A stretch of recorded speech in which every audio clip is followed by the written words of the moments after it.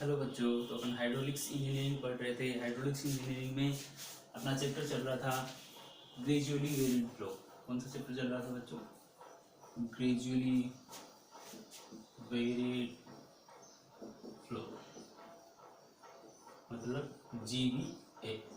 ठीक है, तो इसमें अपन ने क्रिटिकल डेप्थ पढ़ ली थी, क्रिटिकल वेलोसिटी पढ़ ली थी, स्पेसिफिक एनर्जी पढ़ ली थी। आज 3-4 और स्पेसिफिक टर्म है वो अपन पढ़ लेते हैं। आपको पता होना चाहिए क्योंकि इस यूनिट में आपके ज़्यादातर ये देखा है कि कुछ टर्म है वो दी हुई है, उनके बारे में आपको अच्छे से आना चाहिए ना। तो मैं सारी आपको एक्सप्लेन कर देता हूँ। क्रिटिकल फ्लो, देखो बच्चों, ये भी क्रिटिकल है ना। और जब फ्लो क्रिटिकल होता है तो क्या होता है अपन ये भी देखते हैं। क्रिटिकल फ्लो का मतलब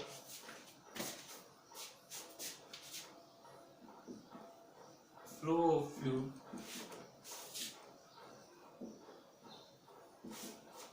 at which specific energy is minimum। तो सर ये तो हमें पता था, ये तो आपने पहले बता दिया था। ये तो पता कि स्पेसिफिक एनर्जी मिनिमम होगी, वहाँ पे कुछ क्रिटिकल होता है।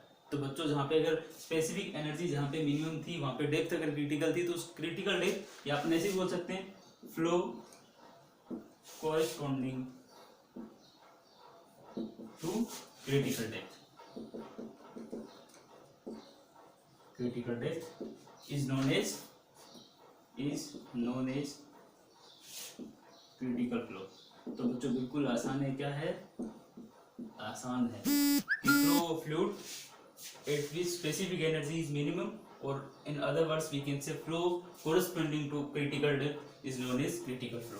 तो बच्चों, क्रिटिकल वेलोसिटी या क्रिटिकल फ्लो की अगर मैं बात करूं, मैंने क्रिटिकल वेलोसिटी निकाली थी। क्रिटिकल वेलोसिटी का फॉर्मूला क्या था, बता सकते हो कोई?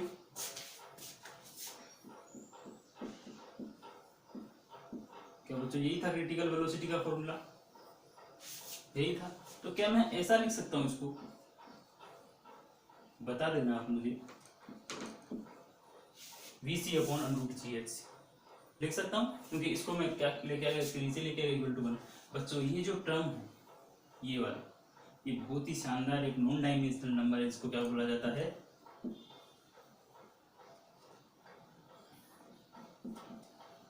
क्या बोला जाता है बच्चों इसको?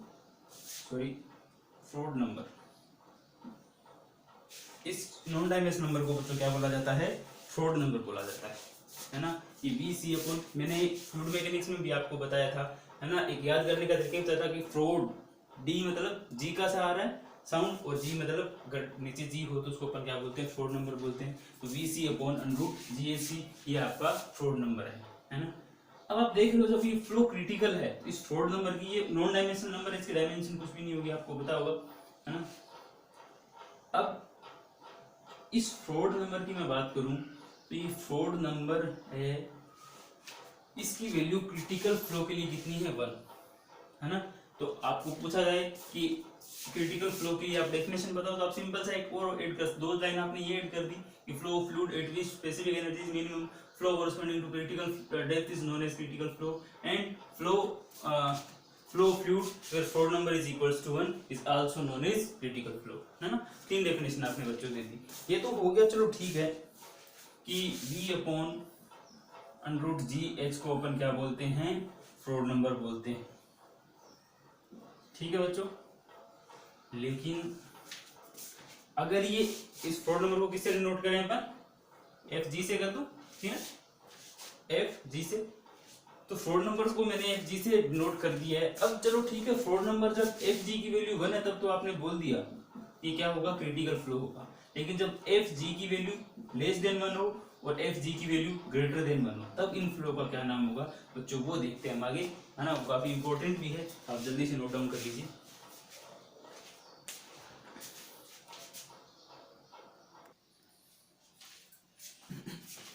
तो बच्चों नेक्स्ट है स्ट्रीमिंग फ्लो। इसका नाम सुपर क्रिटिकल सब क्रिटिकल फ्लो भी है, इसको अपन ट्रैंक्विल फ्लो भी बोलते हैं। एक आपका सुपर क्रिटिकल फ्लो, इसको अपन शूटिंग फ्लो भी बोलते हैं, और टॉरेंशियल फ्लो भी बोलते हैं। बच्चों इन दोनों फ्लो में क्या डिफरेंस है? मैंने आपको एक चीज तो आपको भी बता दी थी कि क्रिटिकल फ्लो ने किसको बोला था? जब FG की वैल्यू क्या है? 1 है, इसका मतलब V C upon under G H C की वैल्यू क्या है आपकी 1। मतलब वो तो आपका क्या था, क्रिटिकल था, तो एक सब क्रिटिकल है और एक क्या है सुपर क्रिटिकल। सिंपल सी बात है, एक सब क्रिटिकल है और एक क्या है सुपर क्रिटिकल। तो आपको पता होगा सब क्रिटिकल, सब मतलब सब और सुपर में आप सिंपल से, सब है मतलब कम और सुपर मतलब ज्यादा। तो अगर एफ जी की वैल्यू लेस देन 1 हो तो उसको अपन क्या बोलेंगे, सब क्रिटिकल फ्लो बोलेंगे। और अगर एफ जी की वैल्यू ग्रेटर देन 1 हो तो बच्चों उसको अपन क्या बोलेंगे, सुपर क्रिटिकल फ्लो बोलेंगे। ठीक है बच्चों, लेकिन सर ऐसे कैसे बोल दिया आपने। देखिए इतने से ही काम नहीं चलेगा, थोड़ा सा इसके बारे में अपने को और पढ़ना पड़ेगा। ये तो ठीक है, ये तो सब और सुपर से ही आप लिख दोगे इतना, लेकिन एक बात आपको और बता दूं, इफ डेप्थ ऑफ फ्लो, ये एफ जी लेस देन 1 होगा कैसे, ये तो पढ़ना होगा ना। If depth of flow is greater than critical depth, depth of flow is greater than critical depth, then flow is known as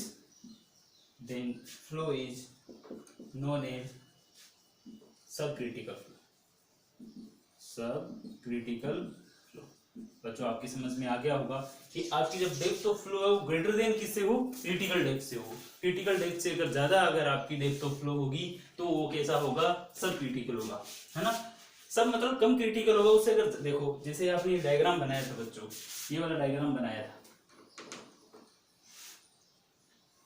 ये डायग्राम बनाया था, अगर इस क्रिटिकल डेप्थ से ज्यादा अगर होगी तो क्रिटिकल कैसे होगा, वो तो आराम सब क्रिटिकल होगा, आराम से, बढ़िया बात है ना, उससे ज्यादा आपकी डेप्थ है ना। तो अगर इस क्रिटिकल डेप्थ से अगर ज्यादा डेप्थ होगी तो फ्लो कैसा होगा, सब क्रिटिकल होगा, मतलब कम क्रिटिकल है ना, आराम से अच्छे से फ्लो हो सकता है उसका।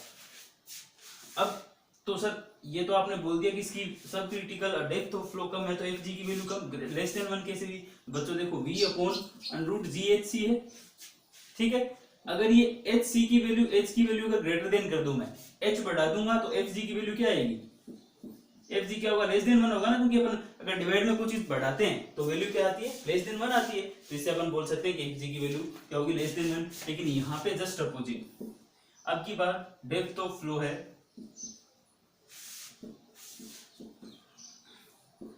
is less than critical depth, is less than critical depth।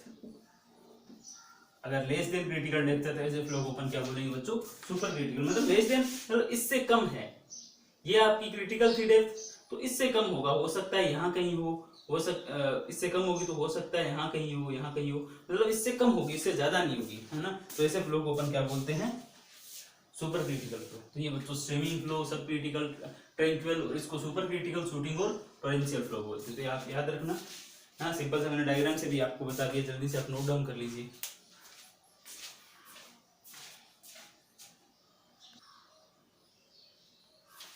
बच्चों एक टॉपिक आपके सिलेबस में और दिया हुआ है,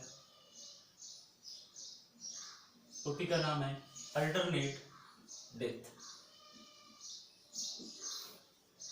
देखो बच्चों ये क्या है अल्टरनेट डेप्थ, डायग्राम बनाता हूँ, डायग्राम से ही एक्सप्लेन करूंगा। देखो डायग्राम से एक्सप्लेन करने का फायदा क्या होता है कि आपने एक बार देख लिया तो आपको अच्छे से याद हो जाएगा कि अल्टरनेट डेप्थ थी कहाँ। तो आप कोशिश किया करो कि हर कंसेप्ट को डायग्राम से सोचने की, डायग्राम से अगर उसका डायग्राम बना सकते हो, उसका कुछ ग्राफ बना सकते हो तो बहुत अच्छी बात होती है। ये लाइन कौन सी थी बच्चों,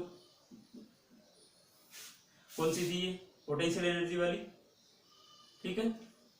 ये लाइन कौन सी थी, काइनेटिक एनर्जी वाली, ठीक है। अगर बात करूं ये डायरेक्टली प्रोपोर्शनल था स्क्वायर के, ये डायरेक्टली प्रोपोर्शनल था इसकी, इन दोनों से कुछ ग्राफ बना था ऐसे, थोड़ा सा इसको ऐसे बना, ठीक है बच्चों।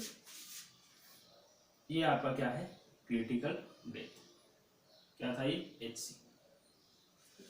अब अगर मैं एक लाइन और बनाता हूं, देखो बच्चों एक लाइन मैंने और बनाई है जिसकी अगर इस ई की बात करूं एनर्जी की, तो इस पॉइंट पे दोनों के लिए एनर्जी क्या है बच्चों, सेम है, क्योंकि ये क्या थी, हाइट, डेप्थ ऑफ फ्लो था, डेप्थ ऑफ फ्लो था ये बच्चों, डेप्थ ऑफ फ्लो, और ये क्या थी, स्पेसिफिक एनर्जी लाइन थी, और ये ई मिनिमम, ये वाली क्या थी, ई मिनिमम, क्योंकि यहाँ पे फ्लो क्या हो गया था, क्रिटिकल, तो ये आपकी ई मिनिमम है।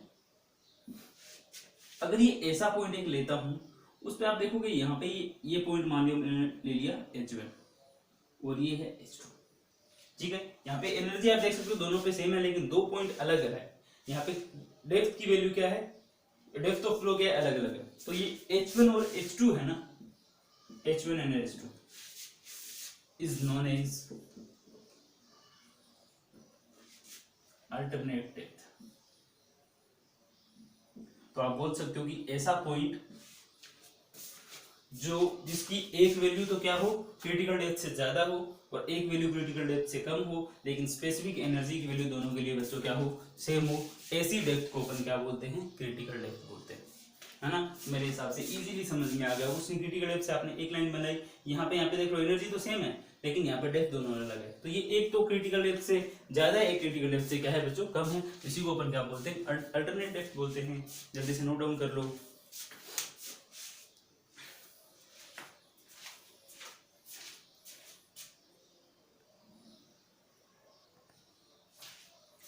अब जो देखो अपने क्रिटिकल की बात की थी, क्रिटिकल वेलोसिटी पढ़ लिया, फ्लो पढ़ लिया, डेप्थ ऑफ क्रिटिकल डेप्थ पढ़ ली। अब एक कंडीशन और देखते हैं, है ना, मैक्सिमम डिस्चार्ज।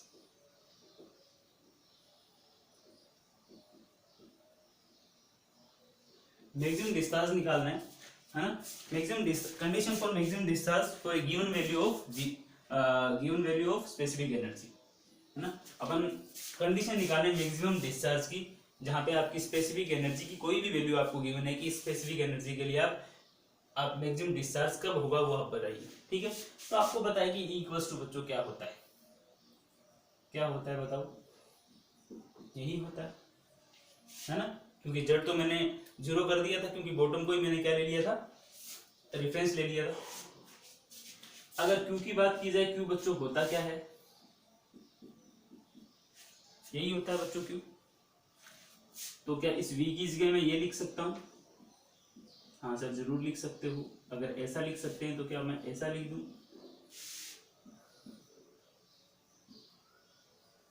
लिख दो सर, लिख दो।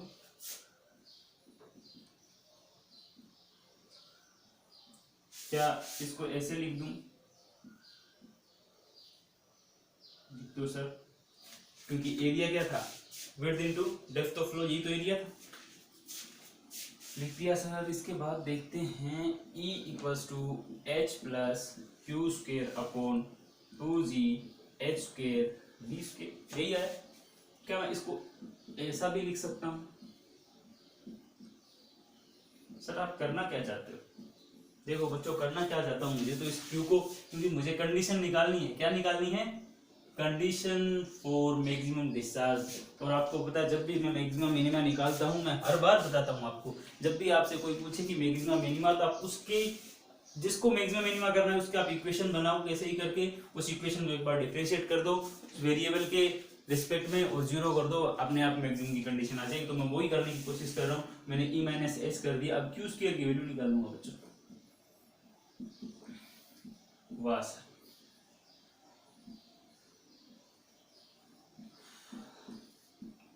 ये तो आपने कर दिया,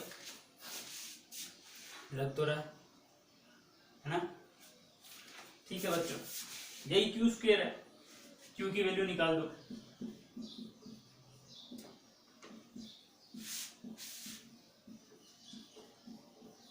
ठीक है स्क्वायर, और ये क्यू की वैल्यू है। और अब इस क्यू की वैल्यू को बच्चों आपको मैक्सिमम करना है, तो बच्चों ये मैक्सिमम होगा कैसे, बताइए जरा। तो आप क्या करो, वेरिएबल तो आपको पता है ही है, तो क्यों ना D Q by D H क्या कर दिया जाए, 0 कर दिया जाए। अंदर इसको मल्टीप्लाई करोगे तो बच्चों क्या आएगा, बताओ बताओ क्या आएगा,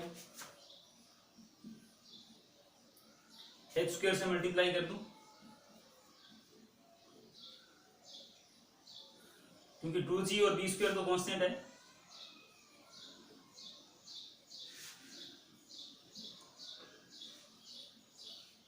क्या यही आएगा। ई के अंदर एच स्क्वायर का मल्टीप्लाई कर दिया, minus H H square H cube और 2g बी स्क्वायर हटा देगा। तो बच्चों अगर ये चीज मैक्सिमम होगी तो क्या ये अपने आप हो जाएगा मैक्सिमम, है ना, क्योंकि ये तो कांस्टेंट है, वेरिएबल तो यही है। इसका मतलब D by D H E into H square minus H cube को ही आपको क्या करना है बच्चों, मैक्सिमम करना है। तो इसको मैक्सिमम करना है तो कैसे करेंगे, 2h e minus 3h square, ऐसे ही क्या बच्चों बताओ, ऐसे ही करेंगे या कुछ गलत किया मैंने, शायद ऐसे ही करेंगे।